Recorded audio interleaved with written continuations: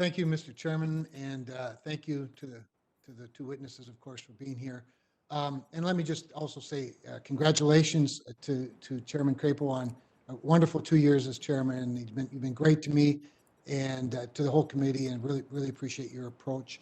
And also thank you to Senator McSally, Senator Jones. We will miss you both, and we're very grateful for your service. Now, it shouldn't surprise anybody that the issue on my mind, the one that I pretty much wake up thinking about every day and wondering how we're ever going to tackle it, of course, is with the CARES Act, is PPP forgiveness. And Secretary Mnuchin, I just want to address a couple of things directly to you. You know, of course, that Senator Menendez and I, along with Senator Tillis and Senator Sinema, and about 28 of our closest friends and allies from both political parties, have introduced the forgiveness bill, Senate 4117, takes all the loans at 150,000 less, one-page attestation, and those would be forgiven. Those $150,000 and less loans make up, like I said, 85% of the total loans, but only 26% of the dollar amount. And both of you, now both the Chairman Powell and Secretary Mnuchin have said during this hearing that what businesses need are not loans, but they need grants. Well, forgiveness was a major component of our bill. And once again, in my view, Congress did what it often does, and it doesn't prescribe enough of a solution that allows the bureaucracy, which I fear more than the devil himself, frankly, to come up with their own rules and regulations that are always aimed at CYA, no understanding of how a business operates or how it keeps employees. But when we passed PPP, as you'll recall, it was designed to largely be forgiven. It was designed to keep people on a payroll so they avoided the unemployment rolls. We encouraged, almost forced, small lenders and small borrowers to use the program. I've talked to literally hundreds, multiple times, hundreds of community banks, consumer banks, large banks, credit unions, even farm credit services about PPP and why it needs to be utilized. And yet, here we are still waiting for another package.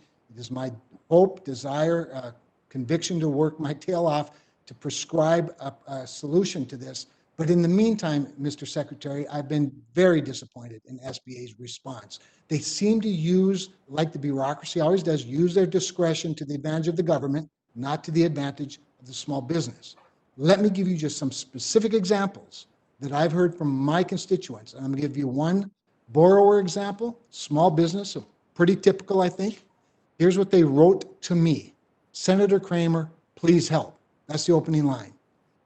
With Congress not passing a new stimulus, it leaves many small businesses in a bind. The problem is, as we go to our bank and ask for an operating loan, they tell us not until you get your PPP forgiveness.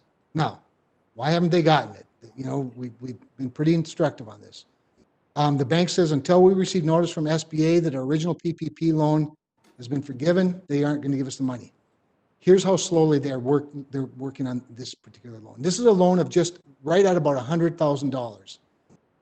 They have moved so slow that they needed some pressure from us. So we applied that pressure, and here's what it took. It took 9 weeks, Mr. Secretary, to forgive a $100,000 loan where the program was designed for it to be forgiven.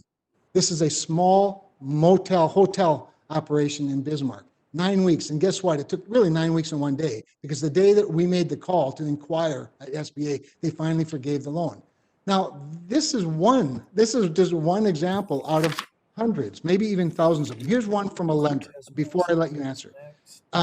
Here's a lender that says, just reaching out as FYI, SBA has requested additional documentation on 5% of the loans, ranging from $3,700 to $134,000, and an average of $33,000 per loan. It's a waste of time.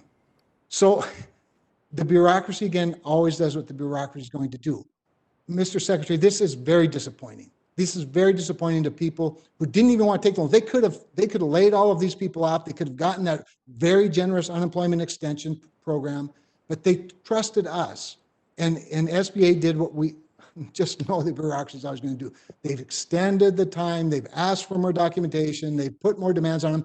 The cost to comply is now $2,000 per borrower, and it amounts to billions of dollars. Obviously my time is up. I'd love to hear more from you. I've got lots more to say about it, but we've got to do better than this, Mr. Secretary. Thank you. I agree with you. We need to do better, and we support legislation to help forgiveness. But in the meantime, use your discretion. Please use the flexibility that the agency has, and tell the bureaucracy to stop being such a bureaucracy. There's a big disconnect between the bureaucrat and the business and the billionaires in the business. We need small businesses to thrive.